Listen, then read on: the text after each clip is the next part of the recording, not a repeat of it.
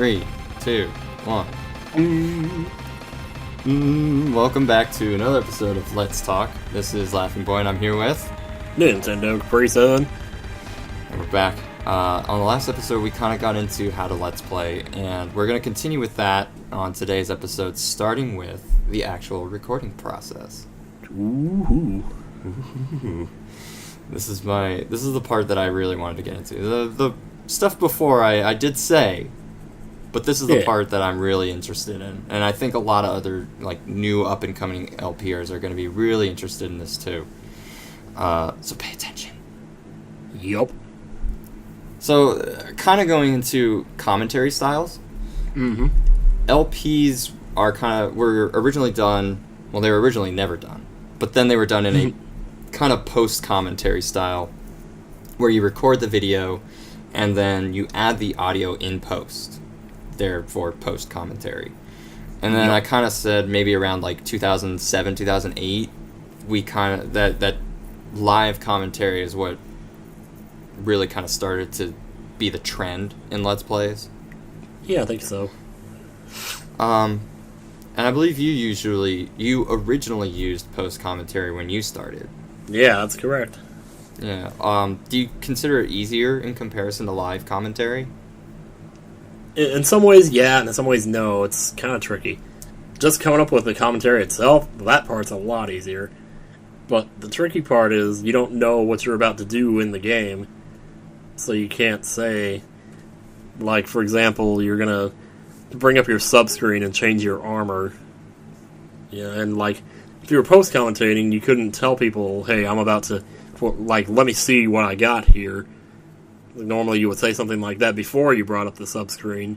But in post-commentary, you don't know that that's about to happen, so you can't say, well, let me see what I got here, unless you already know it's coming.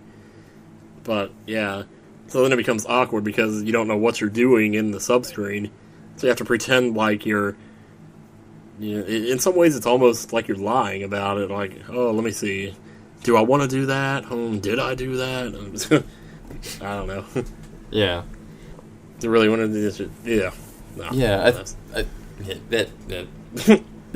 was about to say something else, and I realized I was just saying the same thing in different words, so I cut myself off. That's how I got through English class. There you go. I think one of the interesting things about yours was that you still made it sound like it was live.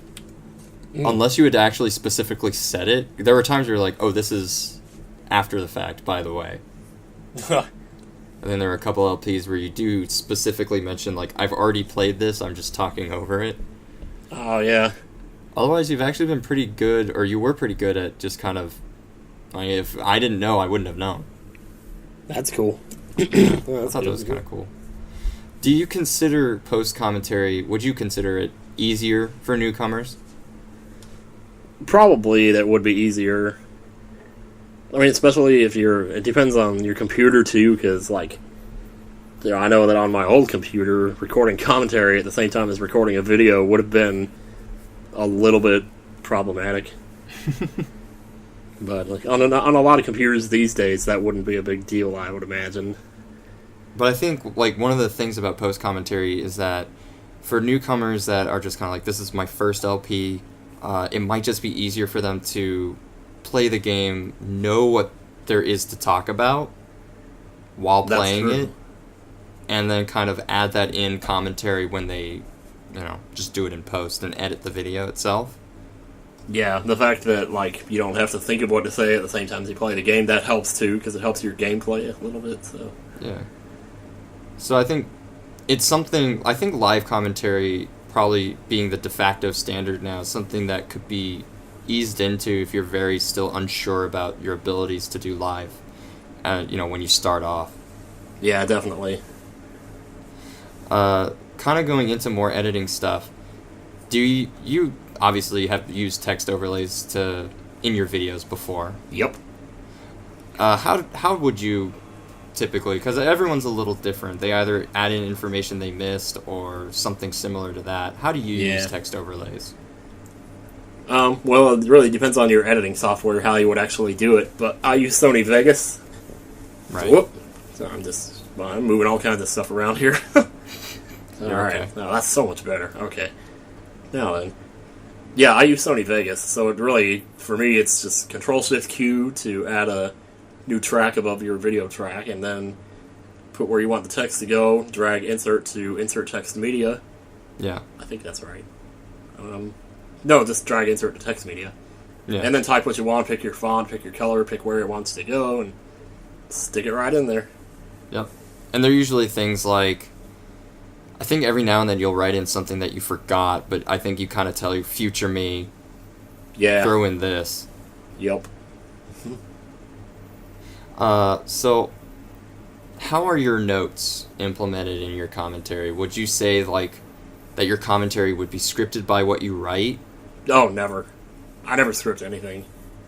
I just go right with it. A natural improviser? Pretty much. It's a hell of a skill. I guess. I don't know. I never considered myself to be that great at it, but I suppose. I mean, you're pretty good at it. I'll just say that. That's cool. Well, that's good to hear. Yeah. What equipment do you use to record your commentary audio? I use a Blue Yeti microphone, and for software, I just use RecordPad, which is RecordPad is a pay-for software. It's like $15, I think, but So it's it's worked cheap. so well for me. I've never used anything else. Oh, I was gonna ask, have you tried Audacity? I have, but the extra step of like importing it is. Ah. I mean, this is funny to say that because well, the other thing is, like, with Audacity, is I haven't really figured out how to set it up so that it only takes the mic and not something else, like Oh. the game sound. Because I have some people record with Audacity, so it picks up their mic and the game sound, and that's how they get the game sound, or something, and then, Interesting. I guess, I'm not sure, if you had a video, hypothetically, a video recorder that didn't get the game sound, then that would be useful. Yeah. Yeti products are very good. They're very high-end microphones for especially LP commentary. If that's really where you want to go, if this is a serious thing for you, I personally recommend any Blue product. Oh, yeah. Yeah. And I don't work for them. Me neither.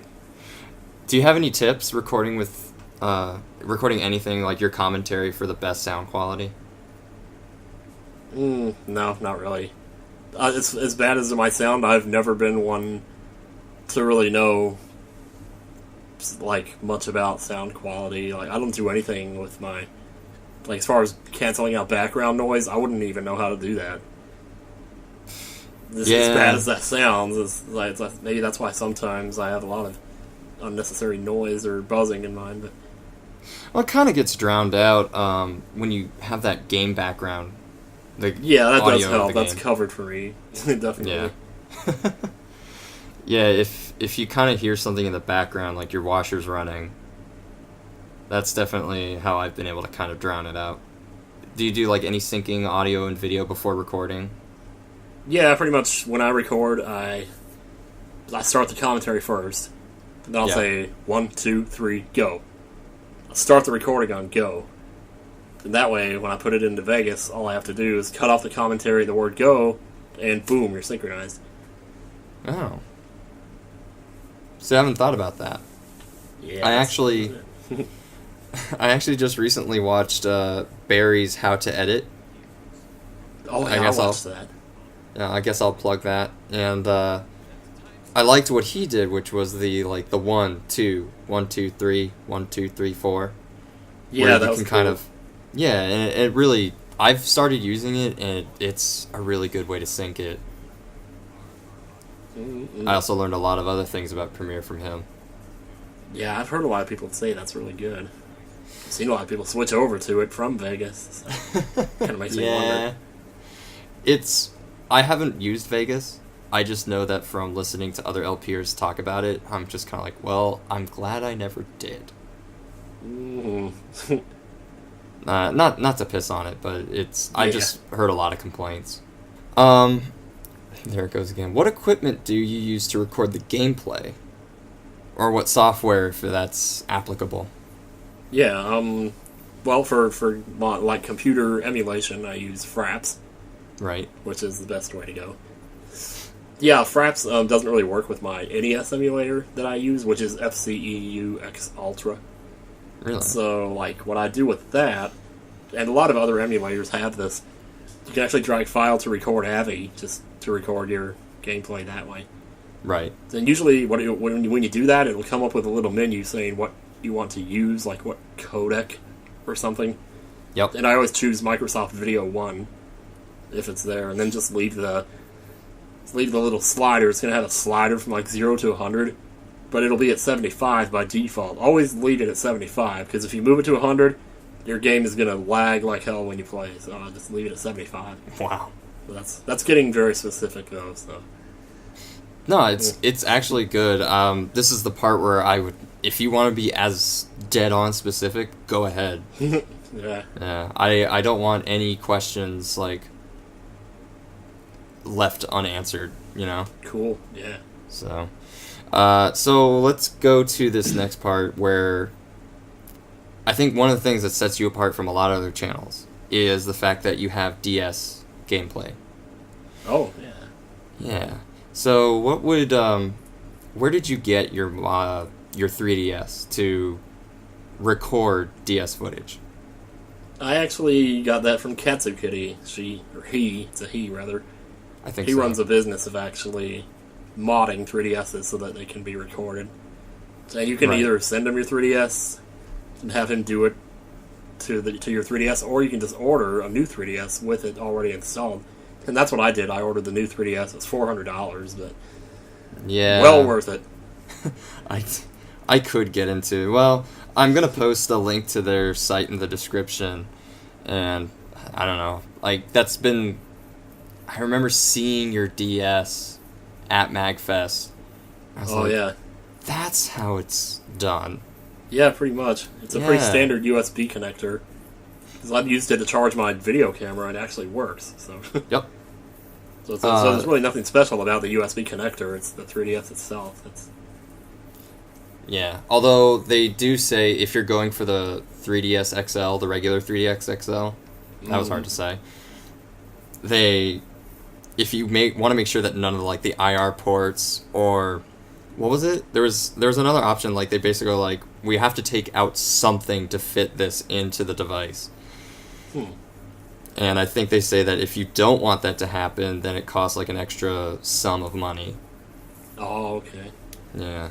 Now they have recently come out with the new 3DS XL. Mm-hmm. Yes, they do have that out now. That's what I bought. Nice. Yeah, I've been enjoying every single minute of it. Once I saw where you got yours from, I did the research. And then they were like, well, stay tuned, we're going to have a new one out. And I was like, well, do I spend the extra $200 for the new one? So I'm very happy with my purchase. So that's part of it. Now, do you use any recording software to get that footage? Yeah, basically, well, what happens is when you order it, they send it to you. They also send a slip of paper with a confirmation code and a website you can go to actually download the software. And when you get the software, it's basically a really simple program. You click it, it opens up a black window on the monitor, plug in the 3DS, and the screen pops up right on there. Yep. And it's as easy as that. I mean, you'll still have to, like crop the screens or whatever, move them to where you want them to be in an editing program, because they're just going to appear normal side by side, and they're the same size, so you kind of have to wiggle around with it to get them where you want them. Now, what do you use to record that footage? I use Fraps for that. Right. So, yep.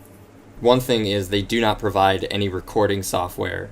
The software that you get is just to see it on the screen.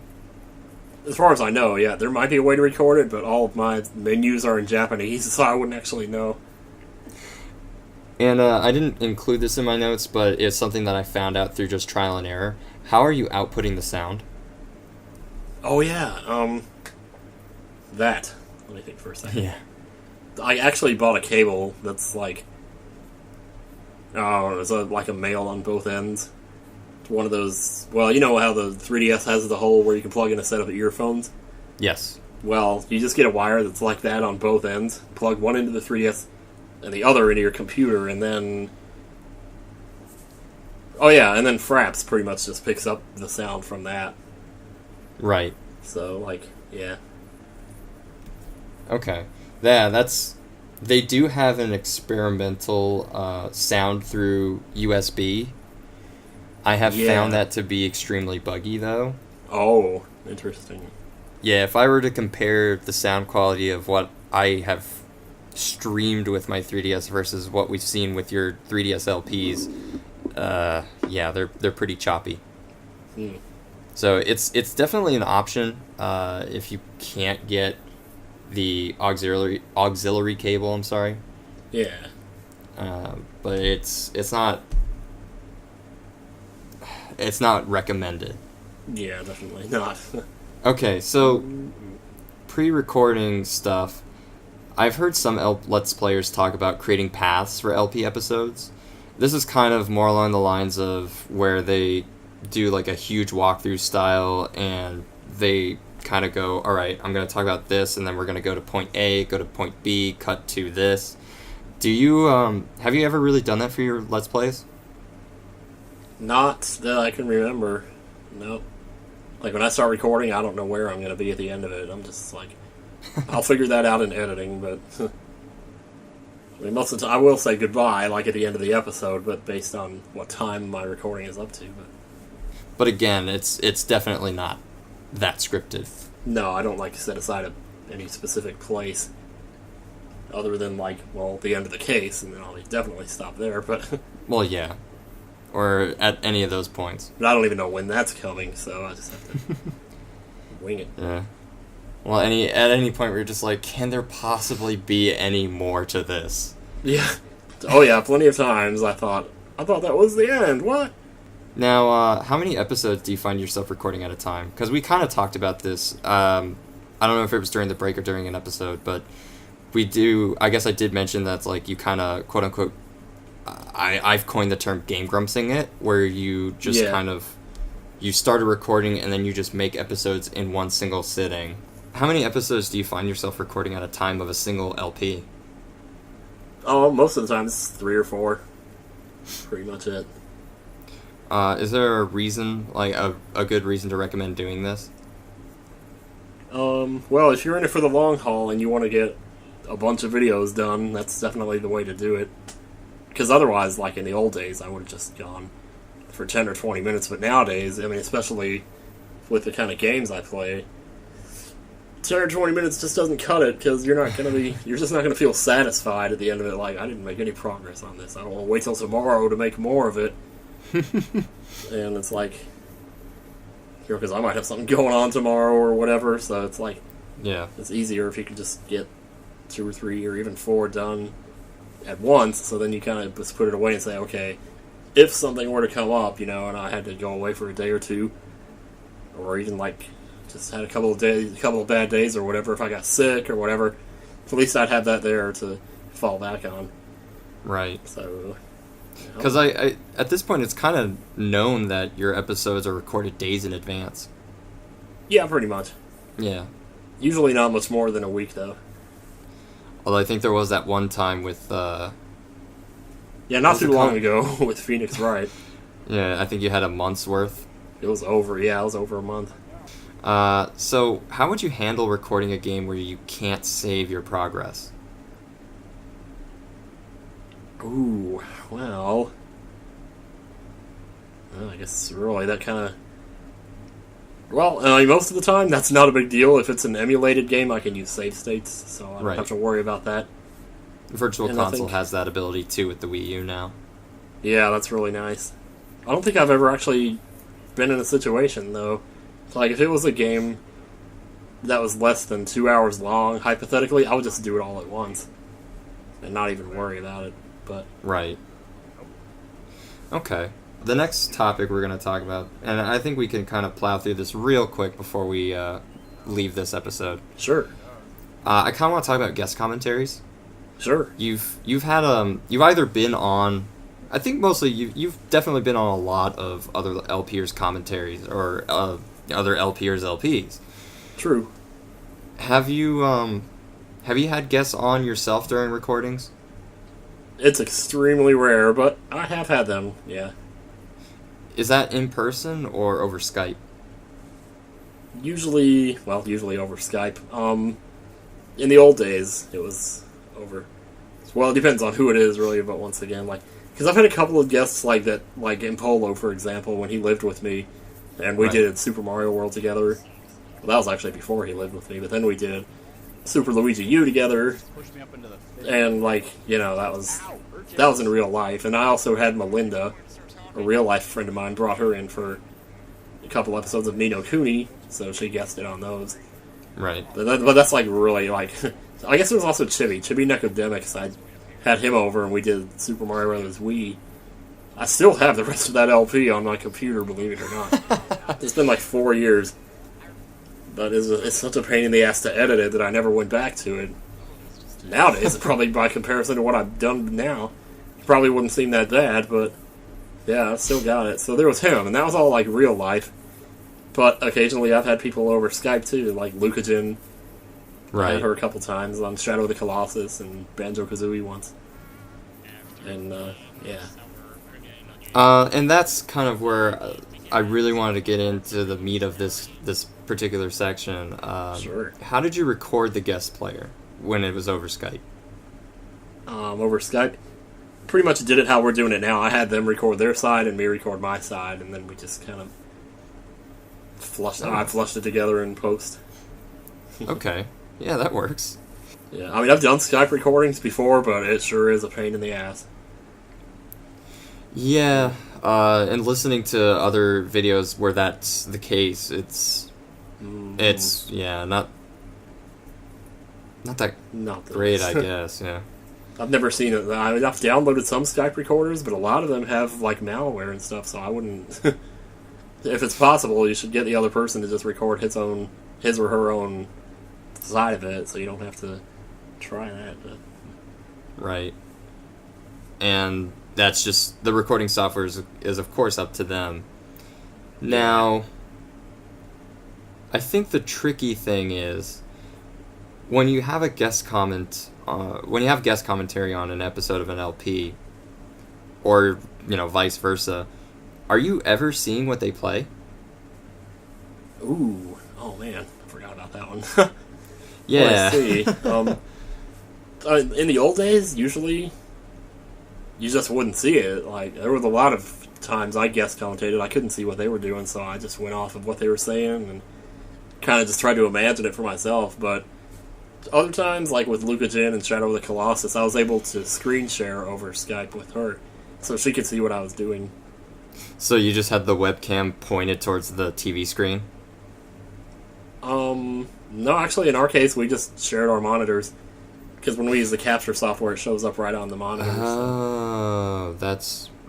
Okay, yeah, and at that point, even if it's a couple of seconds behind... Which it usually is. Yeah. Then you can still kind of work around it. Okay. Yeah, that was the thing that I think bothered me the most, where I was like, if I tried to do this, how would this freaking work? Yeah, it's pretty tough. Yeah. Okay, that's all the time we have tonight for Let's Talk. On the next episode, we're going to be talking more about editing, uploading, that kind of thing. And then later, we will talk about the Runaway Guys. So stay tuned and we'll be back with more Let's Talk.